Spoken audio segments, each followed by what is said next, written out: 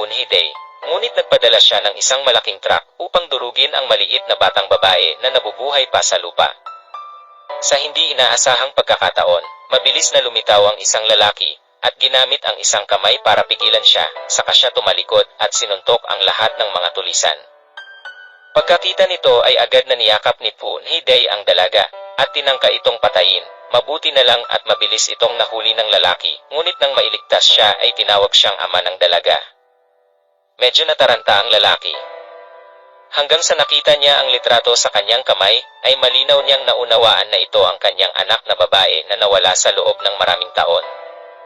At ang asawa ni Daip Bukfen ay nasa kamay na ni Funhidai. Kaninong babae ito? Alam mo ba? Agad niyang inilayo ang kanyang anak at pinigilan ang bibig ng mabahong babae. Mabilis na alisin si Nguyet sa lupain ng hangin. Pagalingin ang sakit ng bata.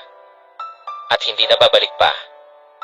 Maniwala ka man o hindi, isang kutsilyo lang ang kailangan para makapatay ng estranghero. Agad namang nataranta si Funhidai. Nakita na lamang niya na may hawak na bote ng gamot sa kanyang kamay. Nagbabanta kay Daip Bangpiwing na agad namang ibinaba ang lahat ng kanyang sandata. May malubhang sakit sa puso ang sanggol.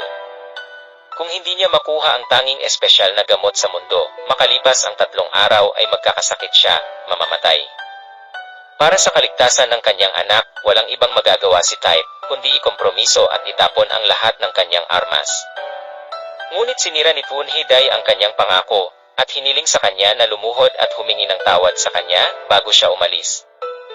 Kapag hindi ka lumuhod, sisirain ko itong bote ng gamot at tiyak na mamamatay ang anak mo. Luluhod ka ba? Pakiusap ko lumuhod ka kagad. Si Nguyet ay dumaranas ng sakit sa puso. Kung hindi niya makuha ang gamot ay mamamatay siya. Tatay, ikinalulungkot kong isinama ka. Luluhod ka ba? Ngayon, Diep, luluhod ako sa langit at luluhod sa lupa. Talagang hindi luluhod ang mga magulang ko sa isang kontrabida na tulad mo. Kaya kung sakalin ko hanggang mamatay ang babaeng pinakamamahal mo, luluhod ka ba?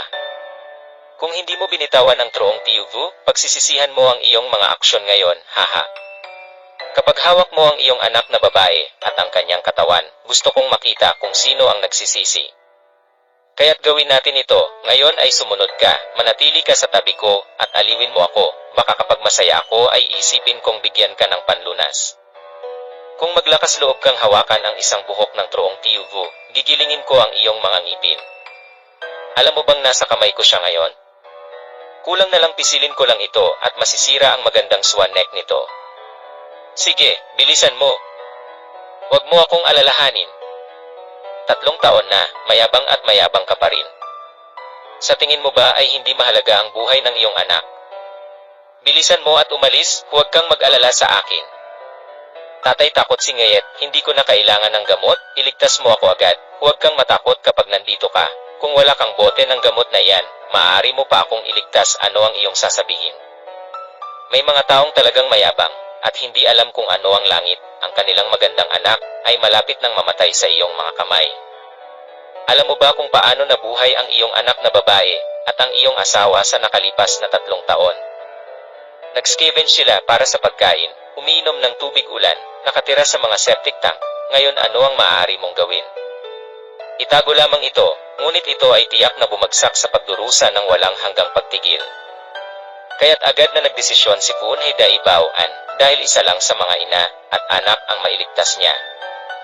Sa hindi inaasahan, sa pagkakataong ito ay biglang naulit ang sakit ng kanyang anak, ngunit pinilit pa rin siya ni Funhidai. Kahit gusto niyang halayin ang kanyang asawa.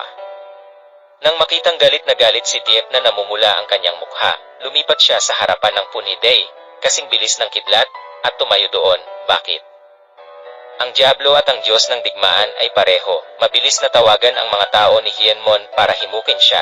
Hinimok na niya, papunta na siya. Naofti, huwag mo akong tingnan at tulungan mo akong makalas ang pagkakatali. Wala kang karapatang makilala ang mga Hienmon. Nakikiusap ako, iligtas mo ang aking buhay. As long as you spare me, I will tell you the enemy's crimes really harmed his entire family that year. Sino ang nangahas hawakan ng aking dugo at kaluluwa, ang bastard na ito? Hindi lang niya pinatay ang aking mga tao, sinabi rin niyang wawasakin niya si Hienmon, ngayon ang araw na mamatay ka. Tiuvu, huwag kang matakot, makakahanap kayong dalawa ng lugar na mapagtataguan mula sa mga batang ito, ipaubaya sa akin. Lord Bloodsaul, nakita mo na ba na hindi kanya pinapansin ng lubusan? Pakiramdam niya, ang pagsakal sa kanya ay kasing dali ng pagsakal ng langgam. Hindi ka panipaniwala si Tip, galit si Lord Bloodsaul. Walang sinuman sa mundong ito ang makakatagal sa galit ni Lord Bloodsaul. May asawa ka pa, and that baby, you guys will soon disappear from this world, ha ha ha. Ngayon kailangan kong hayaan kang palawakin ng kaunti ang iyong kaalaman tungkol sa ano ang Huyenmon. Aling branch ng Huyenmon ka? Ang lakas ng loob mong magsalita ng ganyan kay Lord Huyenhon. Alam mo ba kung sino siya? Ito ang taong nasa Grand Minister Ku Chao noong panahong iyon, kasama ang Secmaster na si Xuanmon Dai Chao mula sa lahat ng direksyon, isa laban sa 10. Kung sasabihin mo yan, mag-ingat ka, pupunitin ko ang iyong bibig. Kung hindi, magkakamali ako kay Lord Bloodsaul. Ito ang unang pagkakataon na narinig ko na si Hienmon ay may tinatawag na Bloodsaul. Ngayon hindi mo lang ako nasaktan, kundi pati na rin ang buong Hienmon.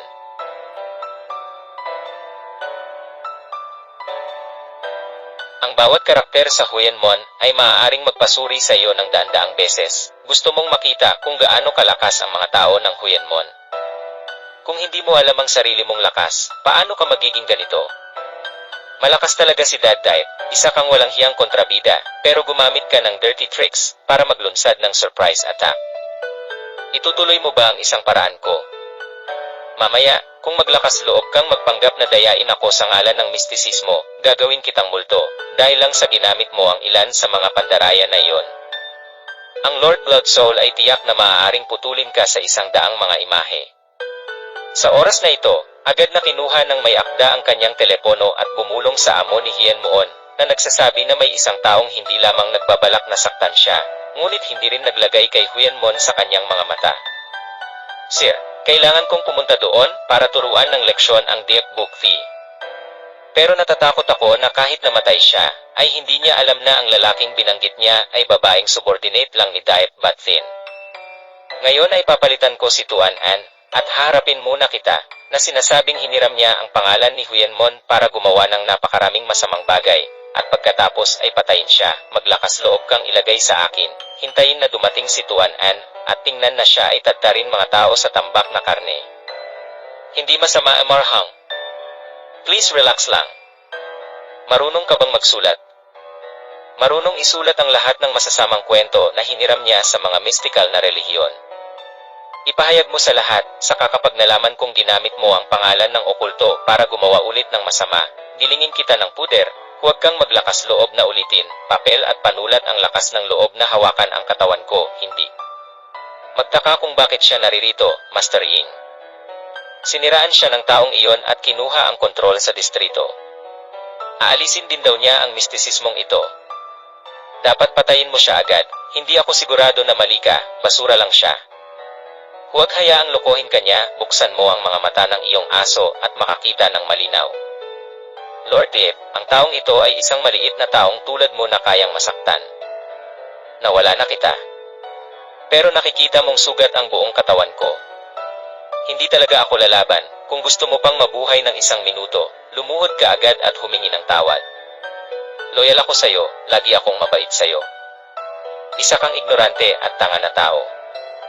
Hindi mo man lang nakita kung sino ang nakatayo sa harapan mo.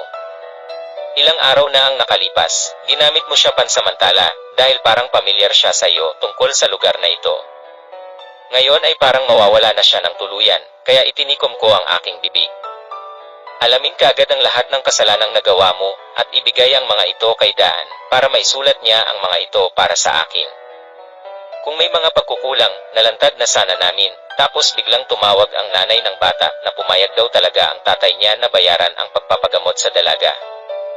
At sinabihan siyang bumalik agad para makipag-ayos. Sa hindi inaasahang pagkakataon, gusto talaga nilang samantalahin ito para pilitin ang babae na purihin ang isang lalaking nagngangalang Funhi Daedang para makuha ang kota ng listahan ng kumpanya. Sinong mag-aakalang kapag dinala siya ng kanyang kapatid sa isang pribadong silid ay matutuklasan siya? Sa panig ng funhi na yon, talagang ang young master ng pamilya Giang ang nabugbog sa huling pagkakataon at hindi pa rin naalala ang buhay ng babaeng gusto mo. Dinala ko ito para sa'yo. Nasyahan ka ba? Bakit hindi ka tumakbo? Makinig, kahit anong sabihin ni young master Giang na gawin mo, dapat mong gawin. Mag-ingat ka at alagaan mo ang iyong anak, hindi ko magagawa yon.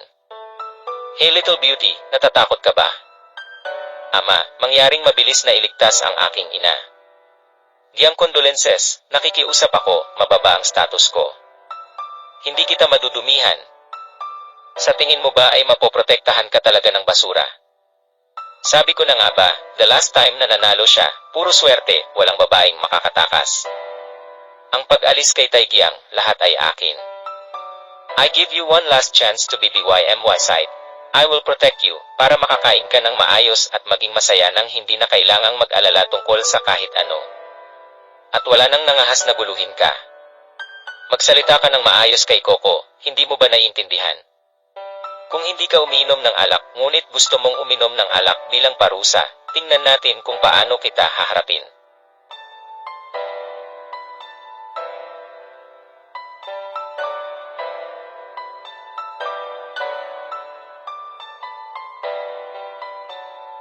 Nakikiusap ako na pumunta ka dito. Binitawan niya ako at hindi na nagpatuloy,